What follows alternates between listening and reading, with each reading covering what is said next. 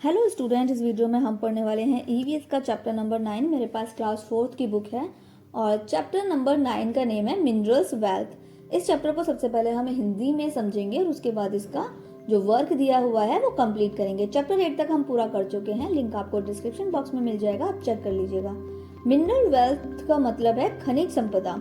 इस लेसन में खनिज संपदा के बारे में बताया गया है। इसमें बताया गया है कि प्रकृति में हमें बहुत से खनिज यानी बहुत से मिनरल्स मिलते हैं जो हमारी जिंदगी में बहुत काम आते हैं। तो चलिए शुरू करते हैं बच्चों चैप्टर को। प्रकृति ने हमें कई तरह के संसाधन दिए हैं। धरती की चट्टानों के अंदर बहुत से ऐसे मिनरल्स पाए जाते हैं। इन मिनरल्स को प्राप्त करने के लिए धरती में गहरे गड्ढे भी खोदे जाते हैं जिन्हें माइंस कहा जाता है। खनिजों को जमीन के नीचे से निकालने के लिए प्रक्रिया को खनन यानी माइनिंग कहते हैं। इन खनिजों से जो धातुएं यानी मेटल्स निकलती हैं उन्हें प्योर यानी शुद्ध करने के बाद उपयोग में लाया जाता है, क्योंकि जब वो गड्ढे खोदे जाते हैं तो वहां से क्या निकलते हैं, मिनरल्स निकलते हैं। उनको शुद्ध किया जाता है और उसके बाद उनका यूज किया जाता है। खनिजों के प्रकार यानी टाइप्स ऑफ मिनरल्स। जो मिनरल्स हैं वो दो प्रकार के होते हैं, मेटालिक मिनरल्स और नॉन मेटालिक मिनरल्स।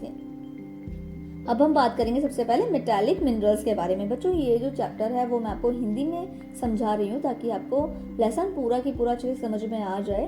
तो इंग्लिश की रीडिंग आपको खुद से करनी है और चैप्टर को हिंदी में एक्सप्लेन करके मैं आपको बता रही हूँ। तो सबसे पहले पढ़ेंगे मेटालिक मिनरल्स के बारे में। इन खनिजों से हमें धातुएं यानी कि मेटल्स मिलते हैं। धातुओं से बनी चीजों से हम अपने आस पास हर जगह देखते हैं, जैसे दरवाजे, गेट, ग्रिल, तार, नल, पंखे।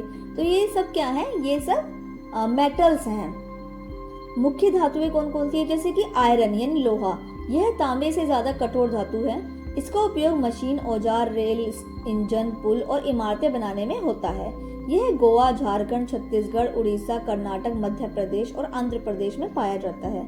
मुख्य इस्पात कारखाने हैं जैसे जमशेदपुर, बोकारो, राउरकेला, दुर्गापुर और भिलाई। इसके बाद देखिए तांबा यानी कॉपर। यह मनुष्य द्वारा उपयोग किए जाने वाली पहली धातु थी। यह राजस्थान, मध्य प्रदेश और झारखंड में पाई जाती है।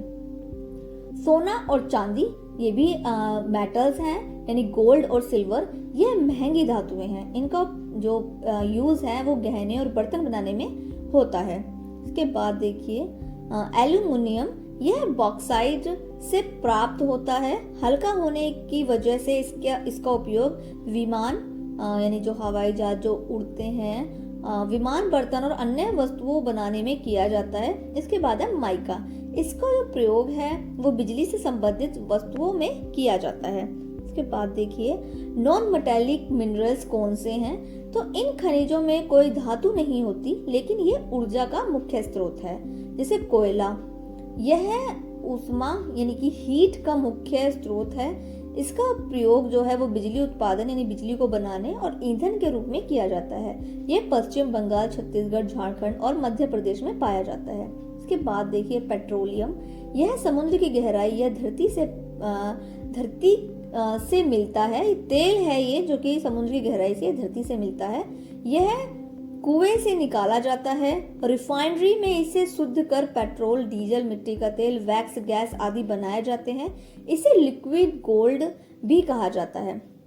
प्रमुख तेल क्षेत्र हैं जैसे कि डिगबोई, जहाँ पर ये पाया जाता है, डिगबोई, अंकलेश्वर यानी गुजरात और बॉम्बे हाई मुंबई के तट पर। इसके बाद देखिए नेचुरल गैस। यह भी तेल के कुओं के साथ मिलती है। इसे ईंधन यानी कि फ्यूल के रूप में प्रयोग किया जाता है। ईंधन को फ्यूल कहते हैं इंग्लिश में। इसका रूप है सीएनजी यानी कंप्रेस्ड नेचुरल गैस। एलपीजी का मतलब है लिक्विड पेट्रोलियम गैस। जो आपको ध्यान में रखनी है कुछ बातें, जैसे खनिज बहुत धीरे धीरे करोड़ों वर्षों में बनते हैं। ये रिन्यूएबल नवीकरणीय नहीं होते, इसीलिए हमें इन्हें सावधानी से प्रयोग करना चाहिए। हमें इनकी बर्बादी से बचना चाहिए और सौर ऊर्जा यानी सन, वाइंड, वाटर जैसे नवीकरणीय स्रोतों का प्रयोग बढ़ाना चाहिए। तो यहाँ पर हो गया है चैप्टर कंप्लीट। आई होप आपको पूरा की पूरा लेसन अच्छे से समझ में आ गया होगा। अब हम करेंगे इसका बुक वर्क। बुक वर्क में सबसे पहले दिए हुए हैं टिक द करेक्ट ऑप्शन, जो कि टिक कर लीजिए और अगले पेज पर आ जाइए। अगले पेज पर है फिल इन द ब्लैंक्स। उसके बाद दिए हुए हैं ट्रू एंड फॉल्स, आप फिल कर लीजिए जल्दी से। उसके बाद क्वेश्चंस के आंसर दिए हुए हैं, तो ये आप जल्दी से नोट कर लीजिए। आंसर्स मैंने नीचे लिख दिए हैं। साथ में यहाँ पर हो गया है चैप्टर कंप्लीट। चैप्टर नंबर 9 आपको अच्छे से अगर समझ में आ गया है तो जल्दी से वीडियो को एक लाइक कर दीजिए और बच्चों को भी शेयर कर दीजिए। चैनल के बारे में और बच्चों को भी बताइए। चैनल को अभी तक सब्सक्राइब नहीं किया है तो चैनल को सब्सक्राइब कर लीजिए। मुझे कमेंट करके जरूर बताइए चैप्टर आपको कैसा लगा, और आने वाली नेक्स्ट वीडियो में हम चैप्टर नंबर 10 को पढ़ेंगे।